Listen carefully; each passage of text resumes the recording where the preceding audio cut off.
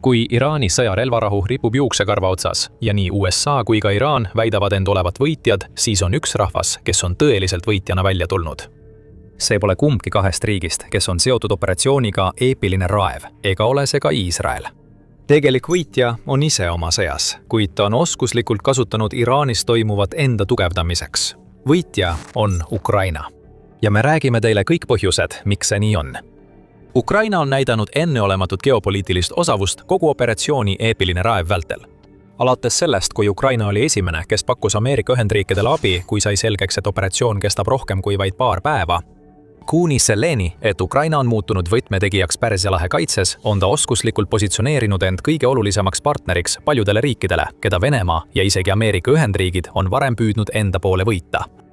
See teebki Ukrainast suure võite Iraanis ning suur osa sellest, mida me praegu näeme, on otseselt seotud Ukraina enda lahinguväljaga ja Venemaa nõrkusega, mis Ukrainas pidevalt avaldub. Võtame näiteks viimased paar kuud. Märtsis ja aprillis koges Venemaa Ukraina sõja kõige halvemaid 2 kuud alates 2024. aastast. Sõjauuringute instituudi andmetel ei saavutanud Venemaa märtsis praktiliselt mingeid reaalseid territoriaalseid edusamme. Aprill oli veelgi hullem. Sõjauuringute instituut ütleb, et Venemaa koges oma esimest territoriaalset kaotust alates 2024. aasta augustist, mil Ukraina alustas julget vastusissetungi Venemaa Kurski piirkonda. See sundis lõpuks Putinit läbi kulutama üle 63 000 oma sõduri, sealhulgas 4000 Põhja-Korea sõjaväelast, et sellest üle saada. Lisaks kõigele sellele on Ukraina vastupealetung Kagu-osas toonud kaasa selle, et Ukraina on tagasi vallutanud umbes 10% territooriumist, mille ta Venemaale kaotas aastal 2025 ja Vene kaotuste määr, mis on keskmiselt umbes 35 000 sõdurit kuus. Ja näete, et Ukrainal on palju rohkem hoogu, kui Venemaa tahaks, et te usuksite. Mis on sellel kõigel pistmist sellega, et Ukraina võidab Iraanis? Vastus on lihtne. Olulised riigid Pärsia lahe piirkonnas panevad tähele, mida Ukraina teeb, ja nad mõistavad, et Ukraina on vastus paljudele probleemidele, millega nad praegu silmitsi seisavad. Suurem osa sellest, mida me praegu Ukrainas näeme, taandub üha keerukama ja mitmekihilisema droonipõhise strateegia arendamisele, millele Venemaal pole vastust. Ukraina on asunud rünnakule kesk- ja kaugmaa löökidega, mis purustavad Vene relvastust ja hävitavad Venemaa enda territooriumil olulist taristut. Venemaa nafta on olnud eriti sihtmärgiks, nagu nägime Ukraina rünnakutega Venemaa Läänemere ekspordikeskustele, mis viisid umbes 40% Venemaa kogu nafta ekspordist rivist välja. Kuid kõige olulisem areng on toimunud kaitses, kuna Ukraina on aastaid ehitanud droone, mis suudavad tõrjuda Venemaa poolt nende territooriumile saadetud kaugmaarelvi. Nendest relvadest peamised on Venemaa Shahed-tüüpi droonid ja just siin tuleb mängu seos Iraaniga. Venemaal on Shahed-droonide tehnoloogia ainult seetõttu, et Iraan selle neile andis. Iraani režiim on alates 2022 aastast andnud Shahedeid otse Venemaale. Ja nad on andnud ka tehnoloogialitsentsi, et Venemaa saaks ehitada omaenda Shahedi variante. Need on relvad, mille vastu Ukraina on sunnitud võitlema. Kuid mis veelgi olulisem, kui rääkida Ukrainast kui Iraani sõja lõplikust võitjast, siis Shahedid on ka need droonid, mida Iraan on kasutanud provotseerimata rünnakuteks teiste Pärsia lahe riikide vastu. Pärsia lahe riigid vajavad kedagi, kes aitaks tugevdada nende kaitsevõimet. Ukraina on see keegi. Viimaste kuude jooksul on Ukraina, tuues oma õhutõrjearsenali tõrjedroonid, saanud maailma juhtivaks autoriteediks selles, kuidas Shahedega toime tulla.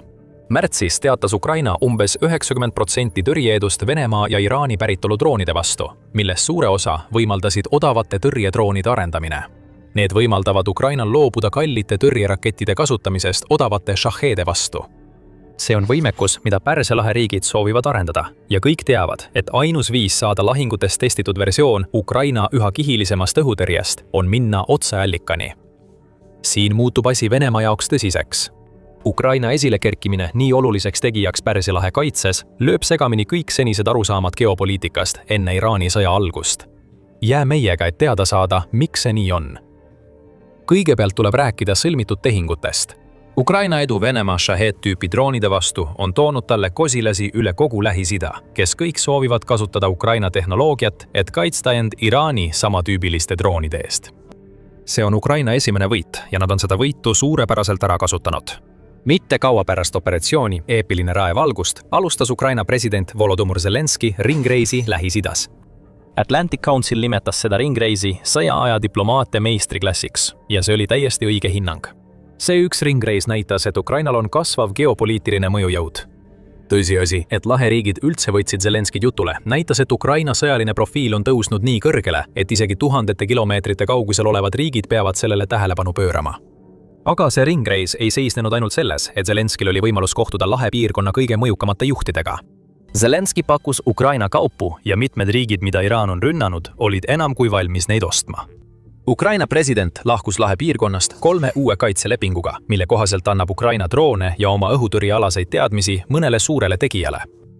Kõik need lepingud kehtivad 10 aastat ning need sõlmiti Katari, Saudi Araabia ja Araabia Ühendemiraatidega. Ukraina ei ole raisanud aega nende lepingute täitmisega.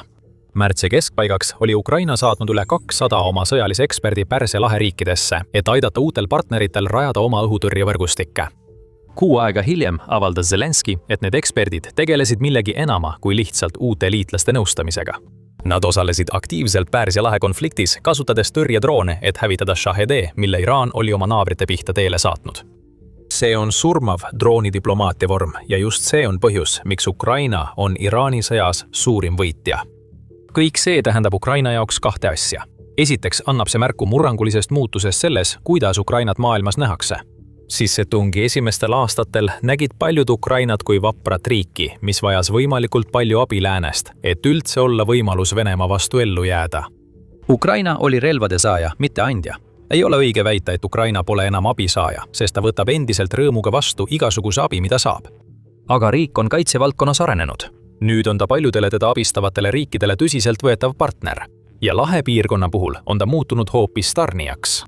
Ukraina areneb oluliseks relvaeksportijaks ja see on kõik tänu riigi võimele toota odavaid droone, mis on sama tõhusad või isegi tõhusamad kui kallid alternatiivid, mida teised riigid pakuvad. Teiseks, ja võib-olla isegi veelgi olulisemana, tähendavad need lahepiirkonna tehingud palju enamad kui lihtsalt mõne uue suhte loomist Ukraina jaoks.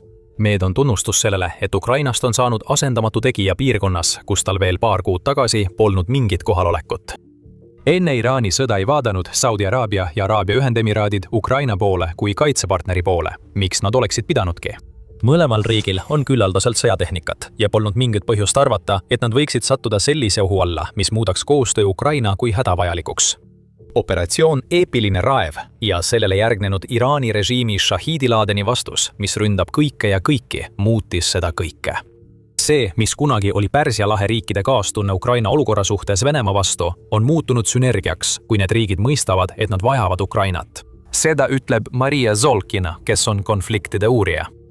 Me jõudsime pragmaatilise huvi tasemele 2026 aastal, kui Ukraina näitas oma lisandväärtust. Ja see sobis hästi Pärsia lahe riikide sooviga mitmekesistada oma julgeolekupartnereid, ütleb Zolkina väljaandele The New Voice of Ukraine. Ta märgib, et Ukrainast on saanud uute tehnoloogiliste lahenduste labor, mida saab kasutada kõige kaasaegsemate sõjaliste ohtude tõrjumiseks. See on hea tähelepanek. Ukraina ei saa Pärsia lahe geopoliitikas nii oluliseks tegijaks ainult oma abivalmiduse tõttu. Kõik, mida Ukraina nüüd uute kaitselepingute kaudu pakub, on lahingutes testitud ja tõestatud, et see töötab. Ukraina sõjast on saanud katsepolügoon, mis on palju parem kui ükskõik milline eraldatud labor. Pragmatism valitseb kõike. Kui see ei tööta, siis seda ei ehitata ja seda ei pakuta võimalikele partneritele. Põhjus, miks me varem nii palju Ukraina lahinguvälja edust rääkisime, on see, et need edusammud on tõestuseks. See, mida Ukraina lahe piirkonnale pakub, töötab. Ja siin hakkamegi nägema suurt muutust, mida Putin kunagi ette ei näinud. Ukraina muutumine teenusepakkujaks lahe piirkonnas on alles murdepunkt. Ukraina saab selle eest palju vastu. Ta loob partnerlussuhteid ka väljaspool lahe piirkonda ning paljastab Venemaad globaalsel tasandil, et saavutada geopoliitikas täielik pööre, mis asetab Venemaa kaitsepositsioonile. Kõik need on põhjused, miks Ukraina on Iraani sõja lõplik võitja ja see muudab kõike. Kui me juba siin oleme, siis just sellepärast me teemegi sõjasaadet, et näidata, kuidas võim tegelikult liigub. Kui oled kanalil uus, vajuta telli, et sa ei jääks järgmistest saadetest ilma. Nüüd on Ukrainal laheäärsetes riikides sõlmitud lepingutel kaudne mõju. Ukraina ei saada sinna droone ja eksperte lihtsalt heast südamest. See on Volodymyr Zelenski poliitiline jõudemonstratsioon ja see annab juba tulemusi. Vastutasuks Ukraina droonide eest kompenseerivad laheäärsed riigid Ukrainale seda, mida tal on vaja, et jätkata võitlust Venemaa vastu. Sellised riigid nagu Saudi Araabia ja Katar on saanud Ukrainale nafta eluliinideks pärast talve, mil Venemaa tegi kõik, et purustada Ukraina energiasüsteem allaandmiseni. Politico teatel hakkavad nafta ja diislikütuse tarned Ukrainasse jõudma. Ukrainale Pärsia lahe lepingute kaudu lubatud toornafta saadetakse Euroopa rafineerimistehastesse, kus sellest valmistatakse tooteid, mida Ukraina sõjavägi saab rindel kasutada. Euroopast rääkides näeme, et Ukraina sõlmib droonipartnerlusi üle kogu mandri. 14. aprillil teatasid Ukraina ja Saksamaa uue lepingu sõlmimisest, mille kohaselt Saksamaa tarnib Ukrainale 100 Patrioti õhutõrjerakette ning Ukraina annab vastu lahinguvälja andmeid, mis aitavad Saksamaal valmistada oma kaitset võimalikuks tulevaseks konfliktiks Venemaaga. Mõlemad riigid teatasid ka ühisettevõttest, mille eesmärk on toota kesk- ja kaugmaa droone, mis toetab otseselt Ukraina strateegiat hävitada Vene tagala, et nõrgestada Putini vägesid rindel. Samal päeval teatasid Ukraina ja Norra ühiselt kaitsepartnerluse ühisdeklaratsiooni allkirjastamisest pärast läbirääkimisi, mille kohta Zelenski ütles, et need hõlmasid põhjalikke arutelusid Venemaa Shahed-tüüpi droonide üle. Ja 16. aprillil teatas Ukraina droonilepingust Hollandiga, mis hõlmab ka ühistootmise komponenti. Zelenski tegi oma Lähis-Ida ringreisi raames isegi peatuse Türgis, näidates, et ta on enam kui valmis uurima riiki, mis on juba pikka aega olnud Venemaaga teatud määral seotud, vähemalt relvastuse vallas. Sellised tehingud on olulised ja mitte ainult sellepärast, et Ukrainast on saanud tarnija. Kõik need näitavad, eriti veel kümnendipikkused Pärsia lahe tehingud, et paljudel suurriikidel on nüüd otsene huvi Ukraina ellujäämise vastu. See ei ole enam lihtsalt juhtum, kus püütakse kaitsta Ukrainat Venemaa agressiooni eest. Kõik need riigid vajavad Ukrainat, sest nad mõistavad, et Ukraina ellujäämine on ainus viis, kuidas nad suudavad end kaitsta Venemaa ja Iraani vastu. Ukraina on praegu suurepärases geopoliitilises olukorras. See riik on kogu maailma silmis tähtsam kui kunagi varem oma ajaloos. Aga siin läheb asi tõeliselt põsiseks. Venemaa jaoks tähendab Ukraina suur võit Iraani konfliktis täielikku muutust ülemaailmses geopoliitikas. See muutus algas juba aastatel enne Iraani sõda, kui Venemaa korduvalt näitas, et tema sõjavägi on vaid paberitiiger, mis ei suuda vallutada palju väiksemat riiki, mida ta oleks pidanud igati domineerima. Aga nüüd, ja peaaegu ainult Iraani sõja tõttu, leiab Venemaa end olukorrast, kus tema globaalne mõjuvõim kahaneb, samal ajal kui Ukraina tähtsus kasvab. Telegraafi jaoks kirjutatud artiklis selgitab väljaande kaitse- ja välisasjade juhtivtoimetaja Con Coakley, kuidas olukord vaid paar kuud tagasi välja nägi. Enne Iraani konflikti püüdsid paljud Pärsia lahe riigid tugevdada sidemeid Pekingiga ja Moskvaga, kuna nad kahtlesid USA ja tema lääneliitlaste usaldusväärsuses oma huvide kaitsmisel kriisiolukorras, märgib Coakley. See oli ilmselgelt suurepärane Venemaa jaoks. Kui ta suudaks asendada USA Pärsia lahe riikide tarnijana, siis Putini geopoliitiline mõjuvõim kasvaks hüppeliselt. Siis algas operatsioon Eepiline raev ja sellega kaasnes Iraani vastus. Al Jazeera teatas, et Araabia riigid, keda Iraan sihtis oma tulistame kõigi pihta droonitaktikaga, kaotasid selle tõttu Iraani sõja esimesel kuul kuni $194 miljardit. Venemaa jaoks oli Iraani vastus katastroofiline. Üle 4 aasta on Putin lähenenud Iraani režiimile, mis viis strateegilise partnerluse sõlmimiseni 2025 aasta lõpus. Iraan on varustanud Venemaad Shahidi droonidega. Operatsioon Eepiline raevu alguses liikusid kuulujutud, et Venemaa aitab Iraani, pakkudes luureandmeid. Kõik see pani Pärsia lahe riigid, kes olid hakanud Venemaad relvatarnijana kaaluma, esitama ilmse küsimuse. Kuidas me saame Venemaad usaldada, kui ta toetab riiki, kes meid ründab? Venemaa toetus Iraanile võib olla kõige tõsisem geopoliitiline viga, mille Vladimir Putin on kunagi teinud, ja ta on neid vigu teinud palju. Kõik, mida Venemaa selle toetusega saavutas, oli Ukraina kasuks mängimine. Nüüd näib Venemaa kõige ebausaldusväärsema liitlase või relvatarnijana, keda ükski riik võiks endale soovida. Tulemused lahinguväljal näitavad seda. Isegi kui me poleks näinud Ukraina muljetavaldavat pealetungi viimastel kuudel, oleks juba see fakt, et Venemaa on kaotanud üle 1,3 miljoni sõduri ja 10 000 ühikuid just seda varustust, mida ta soovib müüa, pannud potentsiaalsed partnerid ettevaatlikuks olema. Aga nüüd on Putini meeleheitlik soov liituda ükskõik kellega, kes teda vastu võtaks, talle valusalt kätte maksnud, ja seda juba niigi Ukraina süvalöökidest räsitud tagumiku arvelt. Putin kaotas oma poliitilise toetuse ja see võib tulevikus anda Ukrainale veel ühe võidu. Aga enne kui me selleni jõuame, näeme geopoliitilist pööret veel mitmel moel. Peale selle, et Pärsia lahe riigid pööravad Vene relvadele selja ja eelistavad seda, mida Ukraina pakkuda suudab. Tegelikult on need riigid vaid sümptom palju laiemast probleemist, mis Venemaal on.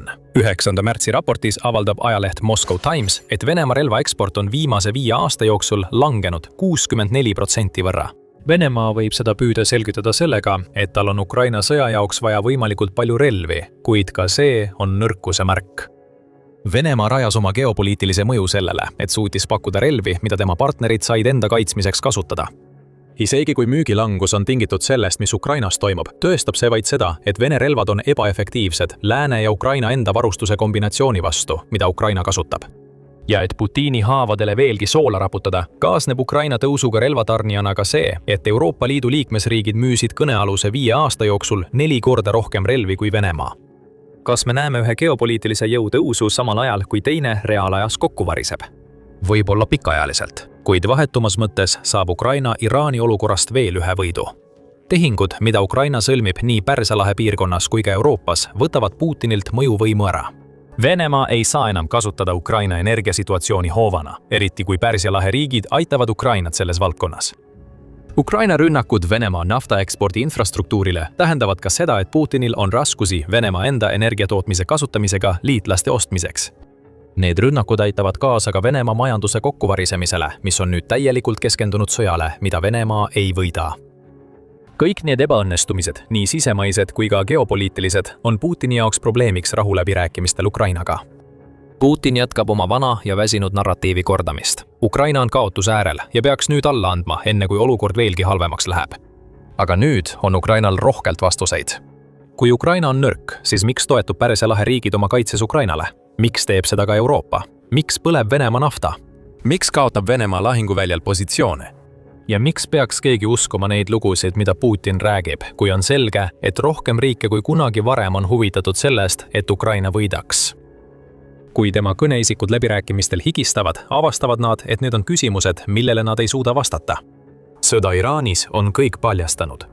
Venemaa kui geopoliitiline jõud on nõrgem kui kunagi varem, sest ta tõestab, et ei suuda midagi teha, et kaitsta liitlast, kuhu ta arutult investeeris, uskudes, et tegemist on mõjuka jõuga Lähis-Idas. Sõda on samuti paljastanud Ukraina geopoliitilise geniaalsuse. Iga samm, mille Ukraina on astunud alates operatsiooni Eepiline raev algusest, on olnud suunatud sellele, et muuta Ukraina oluliseks partneriks Pärsia lahe riikidele ja kaugemalegi. Ukraina on sisuliselt lauale pannud Uno pöördkaardi. Venemaal pole enam midagi kaardipakis alles, mis tähendab, et ta saab ainult pealt vaadata, kuidas Ukraina saab ootamatuks võitjaks sõjas, mis toimub tuhandete kilomeetrite kaugusel tema territooriumist. Kõik see muutub Venemaa jaoks veelgi hullemaks, kui Ukraina suudab oma seniste saavutuste põhjal teha midagi, mida isegi USA pole suutnud. Avada taas Hormuzi väina. Hormuzi väin on probleem mitte ainult maailmale, vaid eriti just Ukrainale. Venemaa püüab kasu lõigata nafta hinnatõusust tingitud ootamatust turust ja Ukraina kavatseb selle vastu midagi ette võtta. Ja Putini jaoks läheb asi veel hullemaks. Ukraina võtab Ühendkuningriigi endaga kaasa. Isegi USA ei suuda uskuda, mida Ühendkuningriik ja Ukraina teevad, sest see, mis pidi avama Ukraina, hakkab nüüd avama Hormuzi väina. Miinijahtijaid valmistatakse ette. Tegelikult 4 neist ja Ukraina ütleb, et on valmis need kasutusele võtma kohe, kui neid on vaja Hormuzi väina avamiseks ja mingigi normaalsuse taastamiseks ülemaailmses energiasektoris, mida Iraani konflikt on raputanud. Uudis tuli enne seda, kui Ukraina mereväe ohvitserid osalesid 22. aprillil rahvusvahelisel sõjalisel planeerimiskohtumisel, kus osales üle 30 riigi. Ukraina tegi väga selgeks, et on valmis aitama igal võimalikul viisil. Rääkides ajalehele Times, selgitas üks anonüümne Ukraina allikas kõik ära. Allikas ütles, me oleme valmis pakkuma kõike. Seal on 4 miinijahtijat, kõik Portsmouthis. Nad ei saa Ukrainasse minna, sest esiteks oleksid nad sihtmärk number 1 ja teiseks Montreux konventsiooni tõttu, ütles allikas väljaandele. See annab sulle väikese vihje selle kohta, mis roll on Ühendkuningriigil selles kõiges.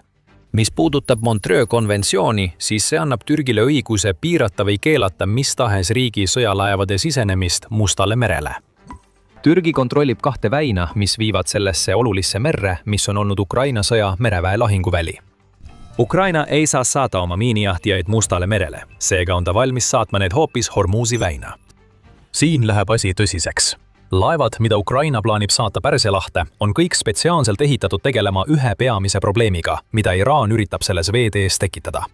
Ja vähemalt ühel neist on kogemus töötada just sellistes tingimustes, milles ta peab tegutsema, kui ta saadetakse Ukraina Pärsia lahe päästemissioonile.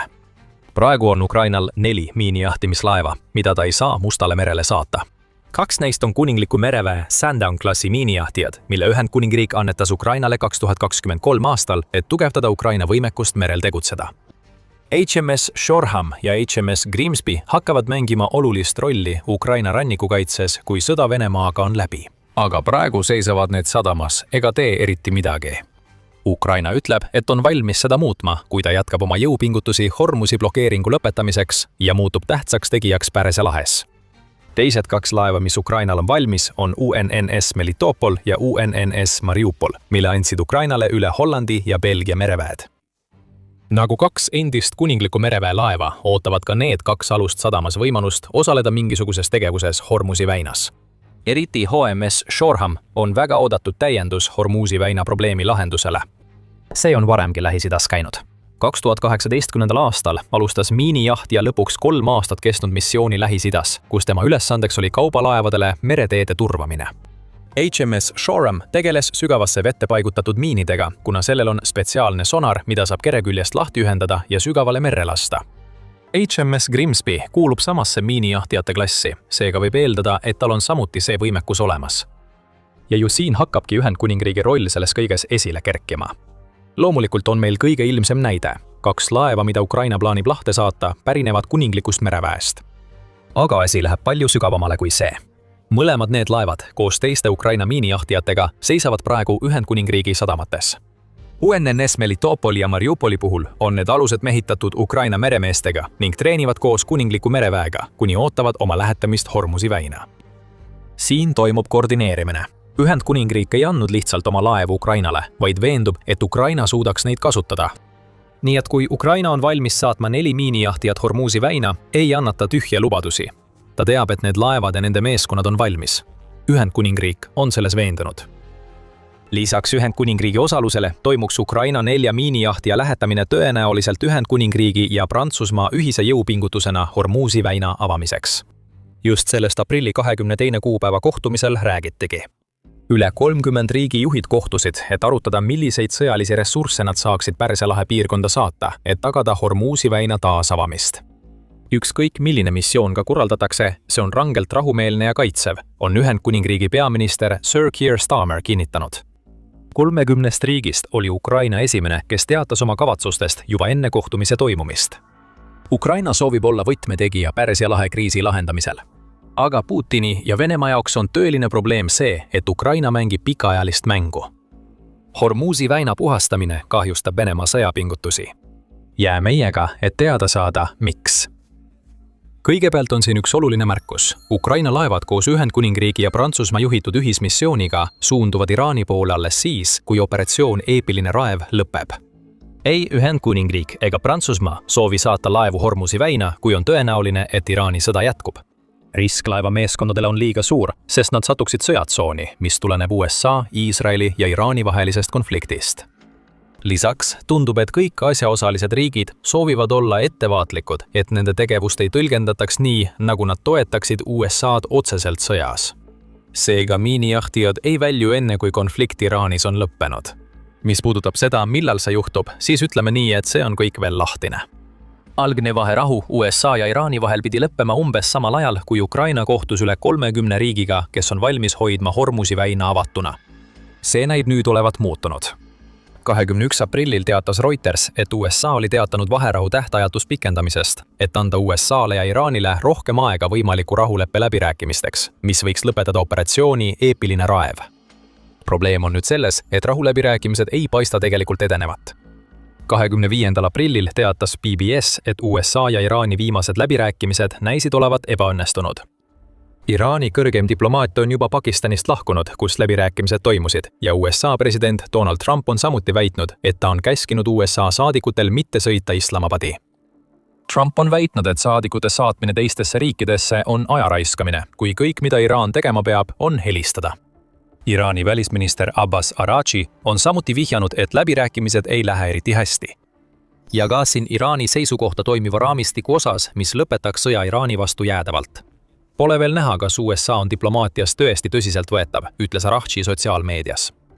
Praegu tundub tõenäolisem, et pommid hakkavad taas langema kui see, et USA ja Iraan jõuavad mingisugusegi kokkuleppeni. Nii et praegu peavad Ukraina miinijahtijad ootama, nagu ka ühismissioon Hormuzi väina. Kuid, nagu me oleme juba mitu korda näinud, võib Iraani konflikt hetkega muutuda, nii et me ei tea kunagi päris täpselt, mis kulisside taga toimub. Ja kui see pööre tuleb ning Ukraina laevad suunduvad lahele, ootab neid ees palju probleeme, mida lahendada, ning sellega annavad nad Putinile tõsise hoobi. see muudab kõike ning teeb Ukraina miinitraalijad riigi sõjapingutustes Venemaa vastu hindamatuks. Aga enne kui me sellesse süveneme, vaatate saadet Sõjaväeshow. Kui sa vale kanalit tellinud, siis nüüd on ideaalne aeg sellele nupule vajutada. Alustame Iraani miinidest. Isegi kui USA ja Iraan jõuavad mingisugusele kokkuleppele, mis viib mõlema poole blokaadide eemaldamiseni Hormuzi väinas, jäävad probleemiks miinid, mille Iraan arvatavasti on juba veeteesse paigutanud. Kui paljud kaubalaevad on valmis sõitma, kui nad ei tea, kas need miinid on eemaldatud? Probleemi muudab veelgi keerulisemaks see, et Iraan ise näib olevat üsna mugavalt unustanud, kuhu ta oma miinid paigutas. Seda väidab 10. aprilli New York Timesi raport, mille kohaselt oli Iraani unustamine põhjuseks, miks riigirežiim ei täitnud USA korraldust puhastada Hormuzi väin, et relvarahu saaks kehtida. Kui tõsiselt võetavad Iraani väited tegelikult on vaieldav. Küll aga ei paista vaieldav olevat see, et Iraan on rahuläbirääkimiste nurjumise taustal taas hakanud toetuma oma miinide paigaldamise strateegiale. 23. aprilli raportis väitis Axios, et Iraani islaamirevolutsiooniline kaardivägi ehk IRGC on taas alustanud miinide paigaldamist, mis on just selline eskalatsioon, mis ajab USA ainult vihasemaks. Tõepoolest, IRGC tegevus näib juba olevat ajendanud Trumpi administratsiooni reageerima. NBC teatel on Trump andnud USA sõjaväele käsu tulistada ja tappa kõik Iraani paadid, mis avastatakse Hormuzi väinas või ümbritsevates veeteedes miine paigaldamas. Tundub, et Ukraina miinijahtijatel saab olema palju tööd, kui nad lahepiirkonda saabuvad. Kui need alused kohale jõuavad, peavad nad tõenäoliselt tegelema 2 tüüpi meremiinidega, mida Iraan suudab paigaldada. Me teame, et Iraan on jätnud läbipääsu läbi Hormuzi väina, mida saavad kasutada kaubalaevad, kes on maksnud teemaksu. Iraanil on ka oma laevad, mida ta tahab väinast välja saada, et müüa toodetud naftat oma klientidele. Mis puudutab ülejäänud väina, siis on see tõenäoliselt täis Moham 3 ja Moham 7 miine. Kumbki neist ei ole selline meremiin, nagu võiks arvata, et Iraan kasutab. Selle asemel, et nõuda laevalt otsest kontakti enne plahvatust, kasutavad mõlemad miinid akustiliste ja magnetiliste andurite kombinatsiooni, et tuvastada, kui laev on nende lähedusse jõudnud. Kui need unnurid aktiveeruvad, plahvatab miin automaatselt. Moham 3 puhul tähendab see, et 300-kilone ehk 661 naelane lõhkepea, mis võib olla kuni 100 meetri ehk 328 jala sügavusel vee all, rebib laevakere puruks. Moham 7 on veidi vähem võimas, kaaludes 220 kilogrammi ehk 485 naela. See on samuti mõeldud kasutamiseks madalamas vees ning sellel on kooniline kuju, mis peaks tegema selle sonariga raskesti tuvastatavaks. Mõlemad on ohtlikud. Ja hoolimata Iraani mereväele tekitatud kaotustest, teatab Guardian, et Iraanil on endiselt alles 80–90% oma väikelaevadest ja miinipanekualustest, mida ta saab kasutada Hormuzi väina miinidega katmiseks. Seega on selge, et Ukraina miinijahtijate saatmine Pärsia lahte osutub kaubalaevanduse jaoks hindamatuks. Meid on vaja koos ülejäänud ühisoperatsiooni osalistega, kelle hulka nad kuuluvad. Lisaks võivad laevadel, mille Ukraina sai kuninglikult mereväelt, olevad eemaldatavad sonaarid osutuda hädavajalikuks Moham 3 miinide tuvastamisel, mis asuvad kuskil Hormuzi väina pinna all. Ainuüksi oma laevade saatmine on Ukrainale ja tema rahvusvahelisele mainele tohutu samm, nagu te varsti avastate. Aga praegu on üks mees, kes on selle uudise pärast maru vihane. Ta on mees, kes on vaadanud olukorda Pärsia lahes rõõmuga, sest see on viinud naftahindade tõusuni ja tema riigi nafta järele on suurem nõudlus kui pikka aega varem. See mees on Putin. Ja ta on Ukraina plaanide pärast maru vihane. Sõda Iraanist tuli Venemaale kõige paremal ajal, sest 4 aastat sõda Ukrainaga on jätnud riigi sõjakassa peaaegu tühjaks. Sõda on olnud majanduslik kingitus Putinile, teatas Chatham House 10. aprilli artiklis, märkides, et Hormuzi väina blokaad on tühistanud sanktsioonide positiivse mõju. Need sanktsioonid on langetanud 7 juhtiva tööstusriigi hinnalae Vene naftale $46 barreli kohta. See hinnalagi koos näiliselt rangema reageerimisega Venemaa varilaevastiku tankeritele hakkas mõjuma. 2026 aasta esimestel kuudel ainult veebruaris jäi Venemaal saamata umbes $1,5 miljardit naftatulu võrreldes eelmise aastaga ning nafta ekspordimaht langes samuti 6,6 miljoni barrelini päevas. Siis algas operatsioon Eepiline raev. Iraani sellele järgnenud Hormuzi väina blokaad on viinud naftabarreli hinna taevasse. Nii et Financial Times hindas, et Venemaa teenis märtsi alguses oma naftamüügist lisaks $150 miljonit päevas. Sõda päästev ootamatu tulu, mida Putin meeleheitlikult lootis, oli saabunud ja Venemaa on püüdnud sellest võtta kõik, mis võimalik. Ukraina on selle raskeks teinud. Pidevad rünnakud Venemaa naftaekspordikeskustele on oluliselt vähendanud Venemaa teenitavat kasumit. siiski on selle asja matemaatika üsna lihtne. Mida kauem Hormuzi väin suletuks jääb, seda parem on see Venemaa naftamüügile. Nüüd peab Putin tegelema sellega, et Ukraina võtab Hormuzi väinas aktiivse rolli. Isegi kui blokaadid lõpeksid täna, oleks Venemaa president siiski lootusrikas, et suudab energiakriisis tänu Iraani paigaldatud miinidele veel palju kasu lõigata. Iraan ei kavatse kindlasti neid miine eemaldada. Kui Ukraina liitub selle pingutusega, tehakse Hormuzi väin ohutuks vaid veidi kiiremini, kui see muidu oleks olnud. Naftabarrelli hind langeb. Ei lähe kaua, kuni Venemaa leiab end taas samast kohast, kus ta oli 2026 aasta alguses. Putin vahutab samuti suust selle sümboolse sõnumi pärast, mille Ukraina samm Venemaale saadab. Ukraina pole saanud oma miinijahtijaid Mustal merel kasutada. Türgi on selles kindel olnud. Kuid Türgi täielik keeld sõjalaevadele tema kontrollitavatest väinadest läbi sõita tähendab ka seda, et Venemaa ei saa täiendada oma hääbuvat Musta mere laevastikku. See laevastik on kaotanud umbes kolmandiku oma laevadest ja on sunnitud taanduma oma Krimmi peakorterist. Kõik sellepärast, et Ukraina leidis viise selle hävitamiseks ilma traditsioonilisi laevu kasutamata. Raketid, droonid ja mehitamata pinnalaevad on muutnud Venemaa laevastiku Mustal merel peaaegu tähtsusetuks. Saates oma miinijahtijad Iraani, annab Ukraina Putinile mõista, et tal pole neid vaja selles veekogus, mis mõjutab Ukraina sõda rohkem kui ükski teine. Türgi otsus ei oma tähtsust. Ukraina saab kahjustada Venemaa sõjapingutusi, saates oma miinijahtijad tuhandete miilide kaugusele, kasutades võimekust, mida Putin ei osanud Ukraina invasiooni alustades ette näha. Tal pole isegi Mustal merel laevu vaja, et muuta Putini laevastik kasutuks. Ukrainal on merevägi, mida saab kasutada üle kogu maailma. See toob meid kenasti selleni, mida Ukraina samm tähendab Ukrainale endale. Ukraina teeb seda kõike koos Euroopa riikide koalitsiooniga ja seda ei saa eirata. See on Ukraina üleminek abisaajast mõjukaks tegijaks, kes suudab koos oma liitlastega töötada ja avaldada tõelist mõju globaalsel areenil. Venemaa lõi lõpuks sõjalise koletise sõjalise erioperatsiooniga, mis pidi kestma vaid mõned päevad. Ja Ukraina kasutab seda fakti, et luua sügavamaid sidemeid oma Euroopa liitlastega kui kunagi varem. Ja kuigi pole täpselt selge, kuidas Euroopa riikide kavandatav missioon hakkab töötama koos USA vägedega Pärsia lahes, eriti pärast seda, kui Donald Trump nimetas NATOt pabertiigriks ja käskis organisatsioonil väinas eemale hoida, mõjub Ukraina valmisolek laevu saata tõenäoliselt USA's hästi. Donald Trumpi sõnumid Hormuzi väina osas on olnud vastuolulised. Mõnikord ütleb ta, et USA ei vaja ega taha abi. Teinekord, nagu nägime aprilli alguses, seab Donald Trump Euroopale tähtajad, et nad sekkuksid. 24. aprilli seisuga väitis Donald Trump, et USA'l on täielik kontroll Hormuzi väina üle, samal ajal kui Iraan teatas, et on hõivanud 2 konteinerlaeva. On selge, et olulises Pärsia lahe veetees valitseb endiselt kaos.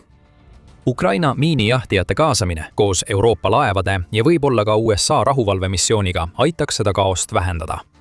Ja just sellest see kõik Ukraina jaoks seisnebki. Kui Hormuzi väin täielikult avaneb, saab Venemaa haiget, sest naftahinnad langevad.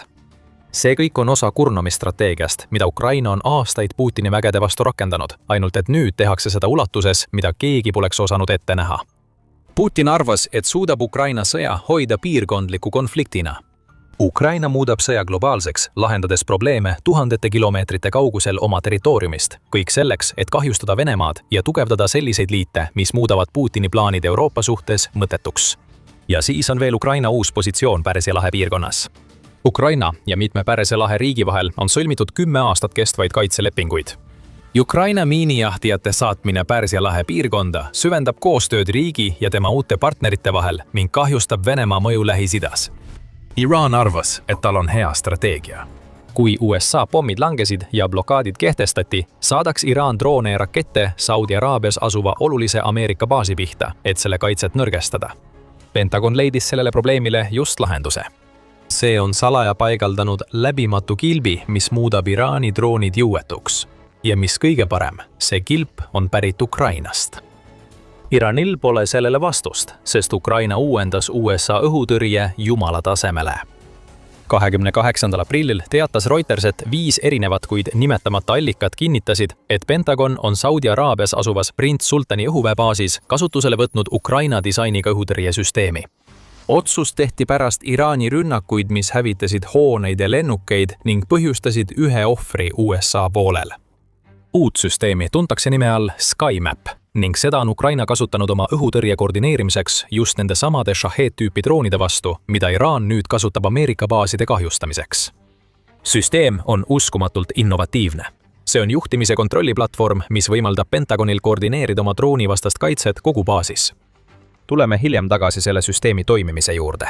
Kuid Iraani jaoks on nüüd tõeline probleem see, et strateegia, mida nad pidasid lollikindlaks, on neile endile vastu töötanud. Iraani režiim arvas, et neil on kõik läbi mõeldud. Odavad droonid, mida saadetakse kümnete kaupa, tekitaksid USA'le palju probleeme nende baasides, mis on rajatud üle kogu Lähis-Ida. Need probleemid olid kahetised. Loomulikult on üks neist otsene kahju. Sihtmärki tabav Shahedi droon toob endaga kaasa lõhkepeaga laengu, mis võib hävitada varustust, millele USA toetub operatsiooni Eepiline raev läbiviimisel.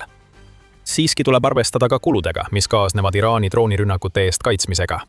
Shahidid on odavad, ütleb PRT World.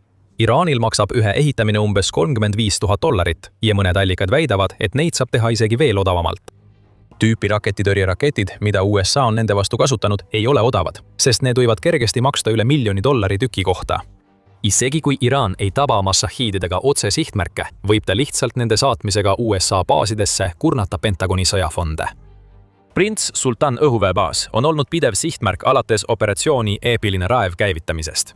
Tegelikult teatab Euromaidani press, et just korduvad rünnakud selle konkreetse baasi vastu ajendasid Pentagoni kiirendama Ukraina tehnoloogia kasutuselevõttu. Iraani rünnakud Prints Sultani vastu on põhjustanud palju rohkem kahju, kui USA oleks soovinud näha. 27. märtsil korraldas Iraan raketi- ja droonirünnaku baasi vastu, mille tagajärjel sai kahjustada USA õhujõudude E3 Sentry õhus hoiatus- ja juhtimissüsteemi lennuk ning mitu muud õhuplatvormi, näiteks õhutankimispaagid. Martsikuu rünnakus sai vigastada vähemalt 10 USA sõjaväelast, kellest 2 said tõsiseid vigastusi. See oli Iraani poolt nutikas käik. E3 Sentry lennukeid kasutavad USA väed lahinguvälja juhtimiseks, luureandmete kogumiseks ja nende sihtmärkide jälgimiseks, mida USA on tabanud operatsiooni Eepiline raev käigus. Kui valvelennukid eemaldada, kaotab USA oma silmad taevas. Iraani 27. märtsi rünnak Prints Sultan baasi vastu järgnes varasemale 13. märtsil toimunud rünnakule, kus Iraan tabas 5 USA õhujõudude tankimislennukit. Ka see oli arukas samm. USA vajab oma õhutankereid taevas, et hoida hävitajaid ja pommitajaid võimalikult kaua õhus ja lahinguvalmis. Pole juhus, et just seda tüüpi lennukeid sihiti Iraani teises rünnakus Prints Sultani baasile. 13. märtsi rünnak näitas Iraanile ka seda, et baasil polnud piisavalt õhutõrjet, et end kaitsta Iraani poolt vallandatud rakettide ja droonide ühiste rünnakute eest. Vähemalt varem oli see nii. Nüüd enam mitte. USA-l ei kulunud kaua aega, et tuvastada, et mõnel neist oli haavatavusi nende Saudi Araabia baasis. Kui nad seda varem ei teadnud, siis said nad sellest teada, kui Iraani raketid ja droonid kukkusid lennukikeredele, mille ehitamine maksis $10 miljoneid. Aukuude kiire lappimine sai kiiresti prioriteediks ning USA kaitseministeerium astus samme. 6. aprillil teatas kaitseministeerium, et ühisagentuuride vaheline töörühm 401 on eraldanud üle $600 miljoni programmile, mille eesmärk on tugevdada Ameerika võimet tulla toime mehitamata õhusõidukite poolt põhjustatud paljude ohtudega. Sellest $600 miljonist oli $350 miljonit juba eraldatud operatsiooni Eepiline raev esimesel kuul, mis oli just siis, kui Iraani rünnakud laastasid Prints Sultani baasi.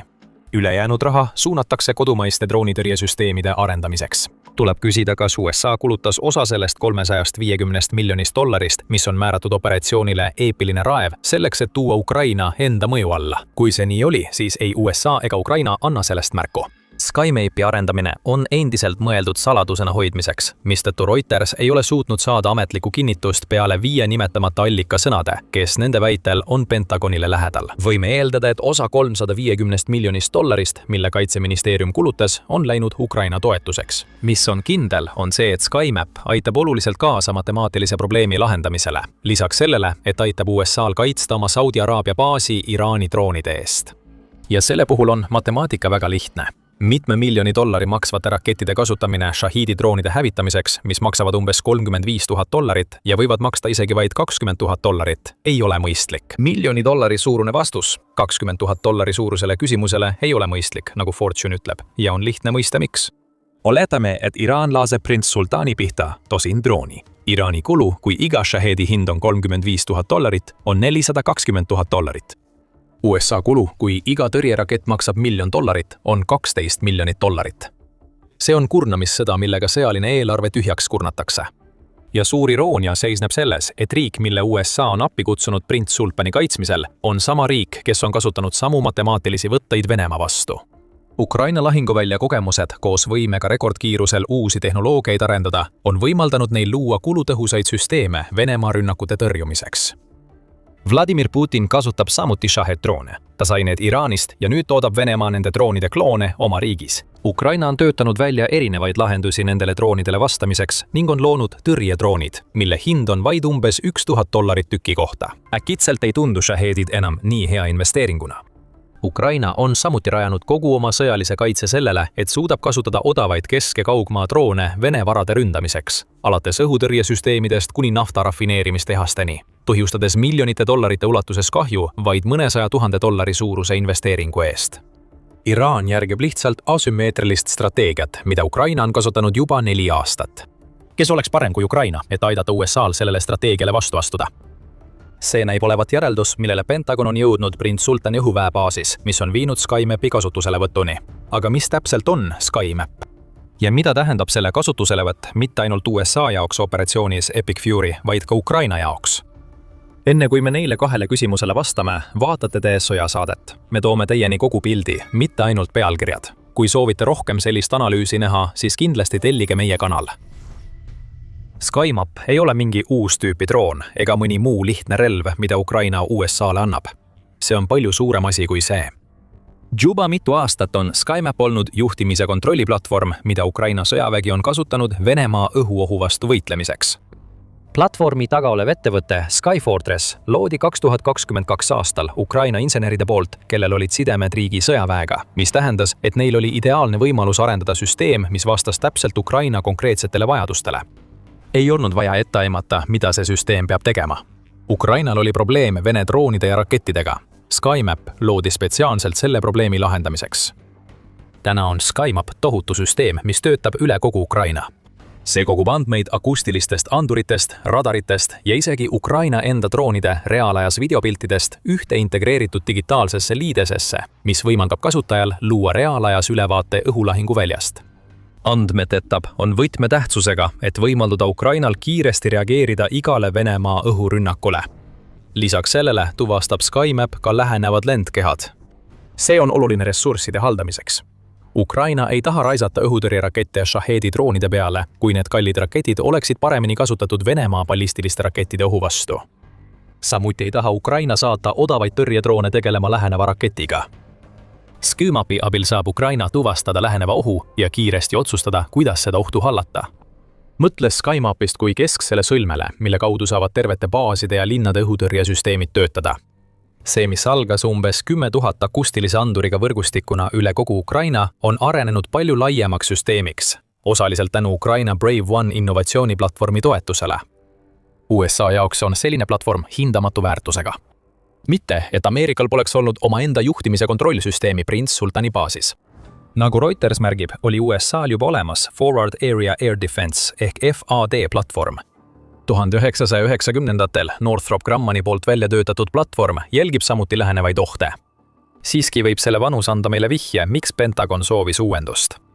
Kuigi FAD-süsteem suudab tuvastada droone, loodi see ajal, mil suurimaks ohuks USA baasidele olid miinipildujad ja raketid. See pole enam nii. Shahedi droonid on palju suurem probleem ja USA vajas süsteemi, mis oleks spetsiaalselt loodud nende konkreetsete droonitüüpide vastu võitlemiseks. See ongi SkyMap, lühidalt öeldes. Ja Ukraina teeb palju enamat, kui lihtsalt saadab oma juhtimise kontrollsüsteemi prints Sultani õhuväebaasi. Vastavalt First Postile on Ukraina saatnud eksperdirühma baasi, mis asub umbes 640 kilomeetri ehk ligikaudu 400 miili kaugusel Iraanist. Sellel meeskonnal on selge missioon aidata USA-l lahendada drooniprobleemi, mis on Ameerikale põhjustanud $1,3 miljardi ulatuses materiaalset kahju, lisaks miljonitele dollaritele, mis on kulutatud Iraani õhurünnakute vastu kaitsvatele rakettidele. Ukraina eksperdid töötavad väidetavalt praegu koos USA töötajatega, aidates neid SkyMap-süsteemi käitamisel ja integreerimisel. Ära alahinda, kui oluline see väike detail Ukraina jaoks on.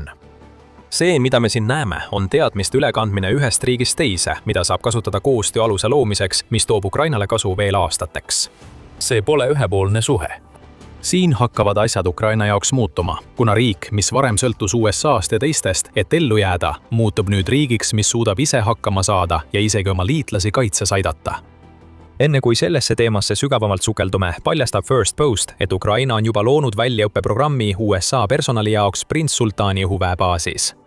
Selle programmi kaudu õpivad Ameerika töötajad mitte ainult seda, kuidas SkyMap töötab, vaid saavad kasu ka üle 4 aasta pikkusest Ukraina kogemusest, just nende ohtudega tegelemisel, mida Iraan praegu vallandab. Ukraina annab üle lahinguväljal testitud ja äärmiselt hästi lihvitud droonitõrjesüsteemi. USA-l ei olnud varem midagi sellist.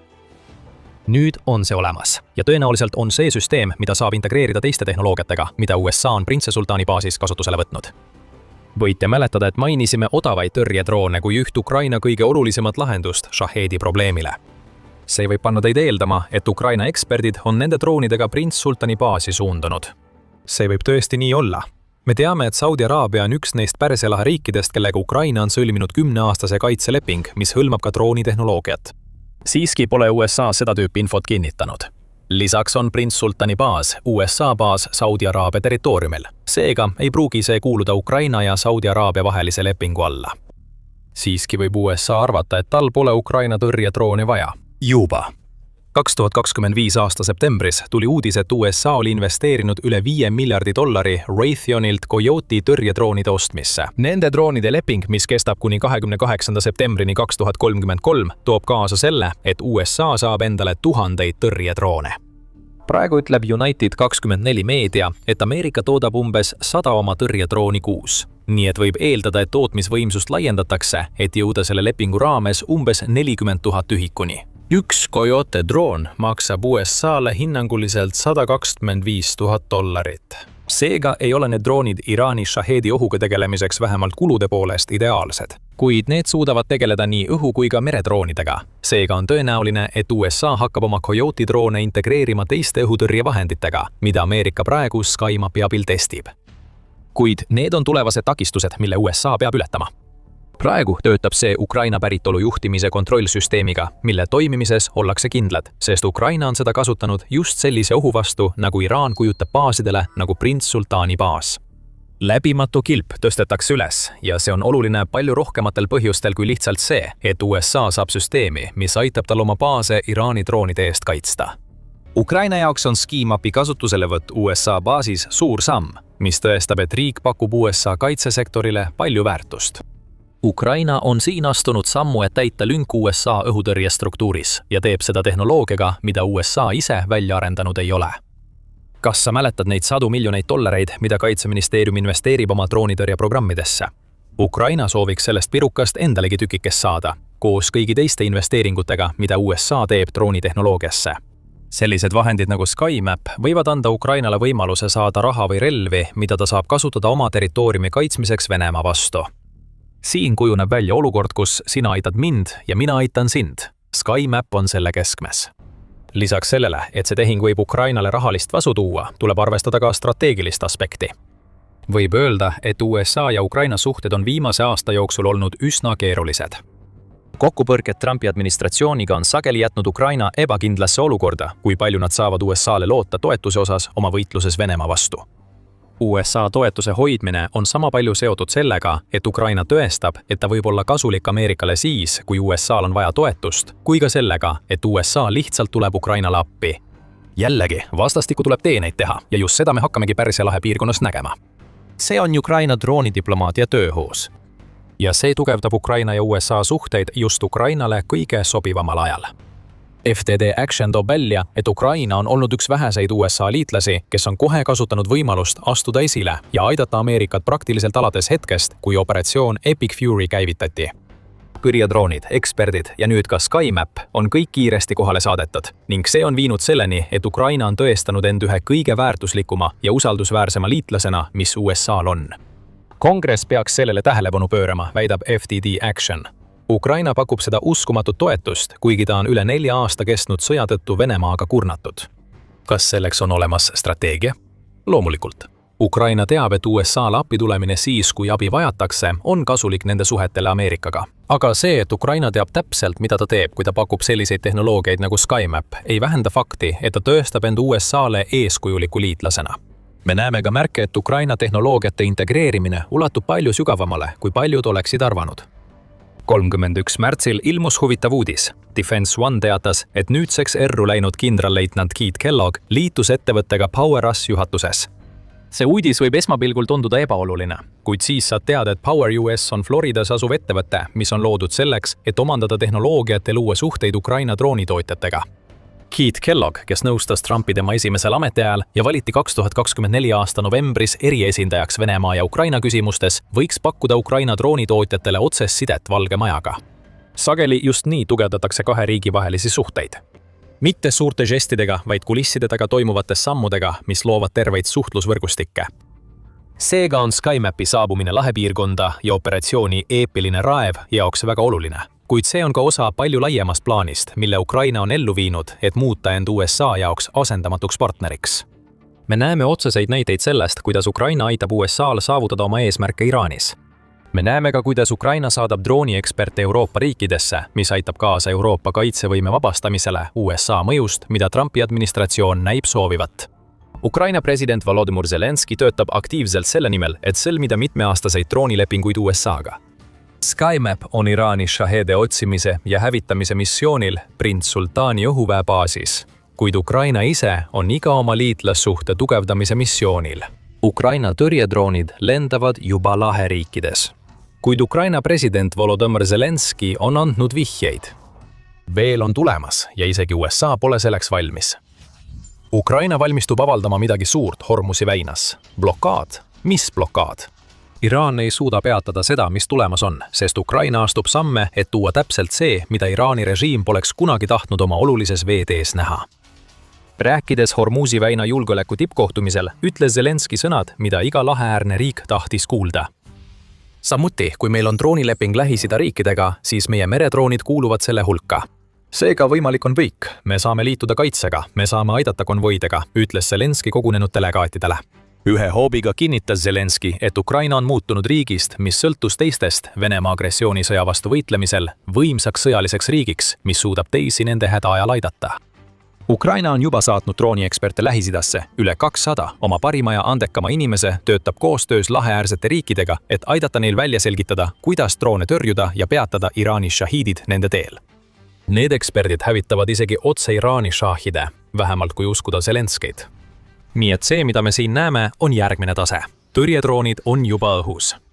Nüüd tulevad meredroonid ja nagu varsti teada saate, suudavad need palju enamat kui lihtsalt hävitada laevu, mida Iraan Hormuzi väina saadab. Zelenski suur vihje tuli veebipõhisel julgeoleku tippkohtumisel, mis toimus enne järgmist tippkohtumist, mida Ühendkuningriik kavatseb Londonis korraldada. Sellel tippkohtumisel osaleb 35 riiki ja seal arutatakse, kuidas kollektiivne lääs, näiliselt ilma USA-ta, kavatseb pärast operatsiooni Eepiline raev Hormuzi väina turvalisust tagada. Ühendkuningriigi peaminister Sir Keir Starmer ütleb, et eesoleval tippkohtumisel hinnatakse võimalikke diplomaatilisi ja poliitilisi meetmeid, mida saame võtta laevanduse vabaduse taastamiseks, lõksu jäänud laevade ja meremeeste turvalisuse tagamiseks ning elutähtsate kaupade liikumise taastamiseks. Ukraina jaoks on see võimalus. Zelenski on just meile täpselt öelnud, kuidas tema riik kavatseb saada üheks võtmemängijaks Pärsia lahe piirkonnas. Ukraina president mainis ka aastakümneid kestnud lepinguid laheriikidega, mis on tee, mille kaudu Ukraina meredroonid jõuavad Hormuzi väina. Need väinad on tundnud operatsioon Eepiline raev ja Hormuzi väina blokaadide mõju oma rahakotis. Analüütik Oguzhan Akkaja sõnul on nafta igapäevane eksport Iraagist, Iraanist, Saudi Araabiast, Kuveidist, Bahreinist ja Araabia Ühendemiraatidest ehk AÜE-st juba langenud 12,3 miljonilt barrelilt 7,8 miljonile barrelile märtsi lõpuks. Kokkuvõttes ütleb AA väljaanne, et nende riikide jaoks võib kaotatud nafta- ja gaasitulu ning Iraani rakettide ja šahiidi droonide tekitatud kahju kogukulu sõja lõpuks ületada $50 miljardit. Need Pärsia lahe riigid vajavad liitlast, kes aitaks neil kaitsta oma laevu ja taristut Iraani droonide eest. Ukraina on appi astunud. 19. aprillil, vaid paar päeva enne seda, kui Zelenski andis seni suurima vihje, et meredroonid on teel Pärsia lahte, sõlmis Ukraina ametlikult 10-aastased kaitselepingud Katari, Saudi Araabia ja Araabia Ühendemiraatidega. Need lepingud on olnud töös juba mõnda aega. Nüüd on allkirjad paberil ning Zelenski vihjab, et see võib olla millegi palju suurem alguspunkt. Me oleme juba sõlminud 10-aastased lepingud 3 võtmeriigiga, Saudi Araabia, Araabia Ühendemiraadid ja Katar. meil on juba taotlused 11 riigilt Lähis-Idast ja Pärsia lahe piirkonnast ning me vaatame järk-järgult ka Kaukaasia poole, ütles Zelenski neid lepinguid välja kuulutades. Need lepingud on Ukrainale sama olulised kui Pärsia lahe riikidele. Nagu Politico märgib, on Ukraina kasutanud neid lepinguid selleks, et tagada endale naftavarustus pärast talve, mil Venemaa ründas pidevalt Ukraina energiavõrke ja taristut. Toornafta tarnitakse Euroopa rafineerimistehastesse, kus sellest toodetakse kütust, mis saadetakse Ukrainasse, ütleb Zelenski. Mõnel juhul tarnivad Pärsia lahe riigid diislikütust otse. Ukraina saab ka rahalist abi ja raketitõrjesüsteeme, mis näitab, et need lepingud ei tähenda ainult Ukraina droonide ühesuunalist liikumist Pärsia lahe riikidesse. Ukrainat koheldakse võrdse partnerina ja see tähendab, et ta saab sama head, kui ise annab. Me ei saa ka eirata, mida see viimane infokild Zelenski poolt tähendab Ukraina positsiooni jaoks oma läänepartnerite seas. Ukraina president on targalt öelnud just neile inimestele, kes on 4 aastat aidanud Ukrainal võidelda Vene agressiooni vastu, et Ukraina on valmis abistama. Suurbritannia näib vähemalt olevat huvitatud sellest, et Ukraina mereväe droonid siseneksid Hormuzi väina. Starmer nimetas Hormuzi väina taasavamist ülemaailmseks vastutuseks enne virtuaalkonverentsi, kus Zelenski andis oma vihje. Me peame andma kaubalaevandusele kindlustunde ja toetama miinitõrjeoperatsioone, et tagada ülemaailmse stabiilsuse ja julgeoleku taastamine, on Starmer kuulutanud. Kaubalaevanduse kindlustunde tagamise osa on see, et mittesõjalistel alustel oleks kaitse tulevaste Iraani Shaheedi droonide ja kiirpaatide rünnakute eest. Ukraina mereväe droonid sobivad selleks ülesandeks suurepäraselt. Ühendkuningriik tunnistab seda fakti ja on juba öelnud, et Ukraina võiks mängida kasulikku rolli Hormuzi väina taasavamisel. See kasulik roll ei piirdu ainult mereväe droonide ja püüdurite pakkumisega. Ukrainal on kogemus blokaadidega tegelemisel, eriti selle blokaadiga, mida Venemaa üritas kehtestada Ukraina peamistes toiduga kindlustatuse koridorides Mustal merel. Tõsi, Ukraina pidi tegelema Musta mere laevastiku koosseisus tegutsevate Vene sõjalaevadega, mitte droonide ja kiirete paatidega, mida Iraan kasutab Hormuzi väinas. Kuid paljud relvad, mida kasutati selle blokaadi murdmiseks, sealhulgas mereväe droonid, mis nüüd näivad suunduvat Pärsia lahe poole, olid selles operatsioonis võtmetähtsusega. Ukrainal on olemas tegevusplaan ja mis kõige tähtsam, lahingutes testitud kogemused, mis tõestavad, et nende droonid töötavad ka Pärsia lahes. Ukraina droonid on valmis tegutsema. On üks ootamatu takistus, millest riik võib-olla peab üle saama. Me mainisime varem, et USA ei olnud ametlikult kaasatud konverentsile, kus Zelenski tegi oma avalduse. Selleks võib olla igasuguseid põhjuseid, kuid üks neist võib olla see, et USA usub, et tal on oma lahendus Hormuzi väina jaoks. Ameerika on vastanud Iraani blokaadile ja režiimi keeldumisele USA-le sobivat kokkulepet läbi rääkida, luues omaenda blokaadi. Sel põhjusel on Zelenski poolt selliste vihjete andmine sama suur šokk USA-le kui Iraani režiimile, kes soovib Hormuzis oma asümmeetriliste taktikatega domineerida. Selle video loomise ajal oli USA blokaad endiselt jõus. 20. aprillil teatas USA president Donald Trump, et USA-l ei ole kavatsust blokaadi lõpetada enne, kui Iraaniga on kokkulepe saavutatud. Trump näib olevat blokaadi mõjudega rahul. 20. aprilli postituses Truth Socialis kuulutas Trump, et USA blokaad hävitab Iraani täielikult ning see maksab Iraani režiimile vapustavad $500 miljonit päevas. Tundub, et USA ja Iraan ei ole samuti jõudmas kokkuleppele, mis lõpetaks USA blokaadi. Kuigi läbirääkimised jätkuvad, tegelevad mõlemad riigid üksteise ähvardamisega ja vastastikuste sammudega. Samuti teatas Iraan 20. aprillil, et kavatseb vastata pärast seda, kui USA oli eelmisel päeval Iraani kaubalaeva konfiskeerinud. Trump on väitnud, et USA hakkab ründama Iraani tsiviilinfrastruktuuri, kui tulevased läbirääkimised ebaõnnestuvad, samal ajal kui Iraan pole isegi kindel, kas nad ilmuvad viimastele kõnelustele Pakistanis. Seega on Hormuzi väina olukord endiselt ebastabiilne. Ja tuleb küsida, kas USA oleks rahul, kui Ukraina mereväe droonid siseneksid sellesse veeteesse. See on raske küsimus, millele vastata. 5. märtsil, mis oli umbes nädal pärast operatsiooni Eepiline raevalgust, väitis Zelenski, et USA oli palunud Ukrainalt abi Iraani Shaheedi droonide vastu võitlemisel. Ukraina president ütles tol ajal, et Ukraina oleks enam kui valmis vahetama oma tõrjedroonid ja oskusteabe USA-ga Patriot õhutõrjesüsteemide vastu. Tollal tundus Trump sellele abile avatud olevat. Ta ütles isegi, et võtaks vastu igasuguse abi ükskõik millisest riigist pärast Zelenski avaldusi. Kuid vaid 11 päeva hiljem teatas Independent, et USA oli Ukraina pakkumise droonitehnoloogia osas tagasi lükanud. Nagu sageli juhtub, ei tea Ukraina täpselt, mis seisus ta USA-ga on. See viib meid tagasi Zelenski suure vihjeni. Kui USA ei soovi Ukraina abi Hormuzi väinas, siis Ukraina ei muutu. Kui aetakse taga, läheb mööda. just sellest räägivadki 10-aastased kaitselepingud laheäärsete riikidega, kuna Ukraina positsioneerib end võtmerelvade tarnijana riikidele, keda on mõjutanud Ameerika ja Iraani tegevus Hormuzi väinas. Tuleme tagasi relvade enda juurde. Ukraina tõrjedroonid lendavad juba lahepiirkonnas. Nüüd astub Ukraina sammu edasi, et tarnida oma uutele lahepartneritele meredroone. Aga kas need droonid suudavad tõesti tuua sellise suure muutuse Hormuzi väinas, mis võiks blokaadi lõplikult lõpetada? Enne kui sellele küsimusele vastame, tuletan kiiresti meelde, et vaatate sõjasaadet. Kui sa pole veel tellinud, siis nüüd on ideaalne aeg seda teha, enne kui sukeldume sellesse, mida Ukraina meredroonid tegelikult pakkuda suudavad. Nüüd teame meredroonide põhitõdesid. Need mehitamata pinnalaevad juhitakse kaugjuhtimise teel ja neid saab kasutada võimsate lõhkepeade toimetamiseks laevadele. See kõik on tore ja Ukraina on oma meredroone selleks otstarbeks Mustal merel juba aastaid kasutanud. Aga Ukraina ei seisa kunagi paigal. See uuendab pidevalt ning mõned hiljutised arengud meredroonide vallas on muutnud need relvad lihtsalt kasulikest Hormuzi väinas, potentsiaalseteks blokaadi lõpetavateks vahenditeks, mida laheriigid ja lääneriigid, kes soovivad veetee taas avada, võiksid kasutada. Kõigepealt läheme tagasi 17. märtsi.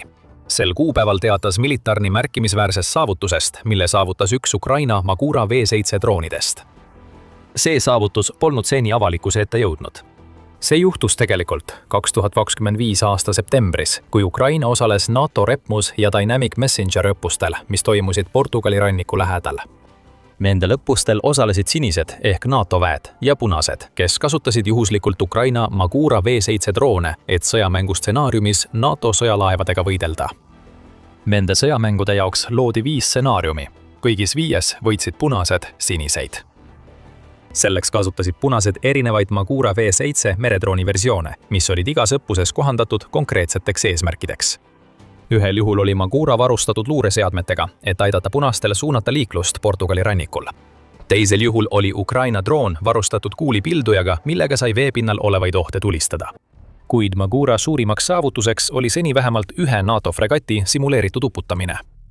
Sõjamängude reeglite kohaselt loeti võiduks see, kui üks Ukraina droonidest suutis sihtmärgi, näiteks laeva radarisüsteemi, lukustada, ilma et sinised oleksid seda avastanud. Magura oli edukas ikka ja jälle. See on just selline mereväedroon, mis hakkab suunduma Pärsia lahe piirkonda ja Iraan peab selle pärast muretsema. Magura V7 on olnud kasutusel alates aastast 2025. Selle kruiisi kiirus on 23 sõlme, kuid maksimaalne kiirus ulatub 39 sõlmeni, mis on enam kui piisav, et vajadusel Iraani kiirete paatidega võidu kihutada. Drooni standardversioon suudab merel püsida tervelt 48 tundi ning selle tegevusraadius on 800 meremiili. Kõige murettekitavam Iraani jaoks on see, et Magura V7 suudab kanda 650 kilogrammist ehk üle 1400 naelast lasti. Me juba teame, et sellest piisab NATO fregati uputamiseks sõjamängude ajal. Aga palju väiksemate paatide jaoks, mida Iraan üritab kasutada Hormuzi väina kontrollimiseks, on selline plahvatusjõud surmaotsus. Nii et Pärsia lahe riigid võivad saada endale meredrooni, mis suudab toime tulla Iraani mereväe poolt esitatavate ohtudega. Aga kuidas on lood Iraani Shahidi droonidega? Need droonid on lennanud üle kogu Hormuzi väina, sihtides kaubalaevu ja sisuliselt takistades Pärsia lahe riikidel oma nafta ja kauba teiste riikideni toimetamist. Ukraina on juba pakkunud lahenduse Shahidide vastu oma püüdurdroonide näol. Siiski on need droonid kõige tõhusamad siis, kui nad kaitsevad statsionaarseid sihtmärke riigi territooriumil, kes neid kasutab. Kaubalaevad ei ole statsionaarsed sihtmärgid. Aga see ei tähenda, et Ukraina meredroonid ei saaks aidata Hormuzi väinas Iraani Shahedi ohu vastu võidelda. 19. aprillil teatas Militarni, et Ukraina kasutas esimest korda meredroonide kandjat, et tõkestada Vene Shahed-tüüpi drooni. Selles operatsioonis nägime, kuidas Ukraina suutis kasutada üht oma meredroonidest õhudroonide emalaevana, lastes need õhku otse meredroonilt. Ukraina pole avalikustanud, millist oma meredroonidest selles operatsioonis kasutati. Siiski ilmusid märtsis teated, et Ukraina oli modifitseerinud osa oma Magura droonidest, et need suudaksid kanda ja välja lasta püüdurdroone. See tundub olevat üsna suur vihje. Ukraina on samuti avaldanud kaadreid sellest maailma esmakordsest saavutusest. Videos on näha, kuidas üks Ukraina püüdurdroonidest sööstab taevasse pärast seda, kui see on vabastatud mereväe droonitekilt. Seejärel vahetub vaade sellele, mida püüdurdroon ise salvestab, kui ta läheneb Vene Shahedi droonile. Järgneb staatiline pilt. Droon tabas otse sihtmärki ja just nii on Ukraina näidanud, et on laiendanud oma võimekust õhudroonide ohtudega toime tulla. Kaugjuhitavate õhudroonide meredroonilt startimise kontseptsioon ei ole Ukraina jaoks uus. Ukraina on seda varemgi teinud, peamiselt kasutades FPV-droone, mis lastakse välja meredroonidelt, et hävitada palju suuremaid Vene õhuvahendeid, näiteks koptereid. Aga see on esimene kord, kui näeme, et Ukraina uue põlvkonna püüdurdroone lastakse välja ühelt nende meredroonilt. Sünergia on selgelt näha. Ukraina saadab juba püüdurdroone laevadega Lahe piirkonda. Nüüd demonstreerib Ukraina oma meredroonide uusi võimeid, mis võimaldavad Lahe riikidel juhtida oma püüdurdroone Hormuzi väina. Mõelge siinsetele võimalustele. Saudi Araabia ja Katari-sugused riigid saavad saata oma naftatankereid Hormuzi väina koos varjatud Mahara kohalolekuga. Kui Shahid ilmub, tõuseb Mahara pinnale ja laseb välja püüduri. Ja kui kiirkaater üritab kinni pidada, saab Mahara selle pihta tulistada kuulipildujaga või vajadusel hävitada paadi oma tohutu lõhkeaine koormaga. Ja kõige selle juures ei saa me unustada, mida Ukraina mereväe droonid on varem saavutanud. Need droonid on üks peamisi põhjuseid, miks 1/3 Venemaa kurikuulsast Musta mere laevastikust oli 2024 aasta märtsiks hävitatud. Mereväe droonid koos rakettide ja õhudroonidega on tabanud Venemaa sõjalaevu nii tugevalt, et nad on sunnitud Krimmist taanduma. Nüüd seisavad need laevad Novorossijski mandri sadamas, olles Krimmist eemale tõrjutud. Venemaa sõjalaevad seilavad nüüd harva. Nad teavad, et Ukraina meredroonid ootavad neid. Ukraina on kasutanud ka selliseid droone, mille kohta Zelenski vihjab, et need jõuavad Pärsia lahele, et rivist välja lülitada vähemalt üks Vene allveelaev. Iraanil on hinnanguliselt 28–30 allveelaeva oma laevastikus. Need allveelaevad ei ole turvalised, kui Ukraina meredroonid sisenevad Hormuzi väina. Ukraina on kasutanud oma meredroone ka selleks, et rünnata Kertši silda, mis ühendab okupeeritud Krimmi Venemaa mandriosaga. Nii et sa võid lisada merel asuva taristu ründamise võimaluse nende asjade hulka, mida Lahe riigid Ukrainalt saavad. Me mõtleme, kas kamikaze Magara droonid leiavad peagi tee Iraani sadamatesse, et peatada kiirete paatide väljalaskmine juba nende allikas. Just see mitmekülgsus teeb Ukraina meredroonidest nii olulise vara Hormuzi väinas. Peaaegu miski, mida Iraan võiks sellest veeteest välja saata, ei ole nende droonide eest kaitstud. Shahidid saab alla võtta Ukraina meredroonide tekkidelt välja lastud tõrjedroonidega. Kõik paadid, mida Iraan saadab Hormuzi väina, alates kiirpaatidest kuni sõjalaevade ja isegi allveelaevadeni, on ohus. Ukraina droonid suudavad neid kõiki tabada. Ja kuna Ukrainal on juba üle 200 droonieksperdi Lahe piirkonnas kohal, saavad Ukraina uued partnerid õppida tundma ja kasutusele võtta uusi droone, tuginedes töökindlale plaanile, mis on juba Venemaa vastu tõestanud oma tõhusust. Mis puudutab Ukrainat, siis teeb ta veel ühe suure sammu selle poole, et saada Lahe piirkonnast tõeliseks jõuks, kui tema meredroonid kohale jõuavad. Seega saab Ukraina muutumine lõpule viidud. Kui Venemaa tungis 2022 aasta veebruaris kallale, oli Ukrainal sõjavägi, mis tugines suures osas nõukogudeaegsele varustusele. Ometi suutis ta vastu pidada ning järgnenud aastatel aitasid lääneriikide abilaineid. Aga Ukraina on nüüd palju enamat, kui ta varem oli. Riik juhib maailma droonide arendamisel ning tal on lahendused, mida laheäärsed riigid vajavad Hormuzi väina taasavamiseks. Ukraina mereväe droonid lastakse peagi valla just sinna, kus Iraan neid näha ei taha. Režiim ei saa midagi teha selle vastu, mis tulemas on. Ukraina viimane samm lisab vaid sellele, mida nad on juba Hormuzi väinas teinud. Oleme selles videos rääkinud püüdurdusdroonidest ja 10-aastastest lepingutest. Nüüd saate teada, kuidas Ukraina kasutab oma rikkalikku kogemust Venemaaga toimetulekul, et muuta end üheks tähtsaimaks partneriks, mis Pärsia lahe riikidel kunagi olnud on. Vaadake meie videot, mis käsitleb seda, kuidas Ukraina loob ootamatuid liite ja mida see kõik Venemaa jaoks tähendab. Ja kui teile see video meeldis, siis ärge unustage tellida The Military Show'd, et ei jääks ilma meie kajastustest Ukraina ja Pärsia lahe viimaste arengute kohta. Aitäh vaatamast!